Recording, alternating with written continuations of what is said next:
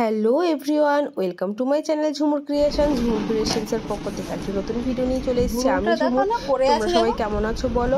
আমি তো ভীষণই ভালো আছি। দেখো আজকের আবার আরেকটি পার্সেল ওপেনিং ভিডিও নিয়ে চলে এসেছি। এটা আমার বর করছে, ভিডিওটা আমি করছি।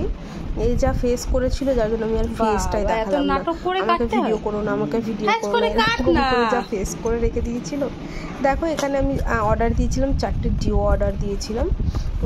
খুবই ভালো, মানে স্মেলগুলো ভীষণই মিষ্টি হয়।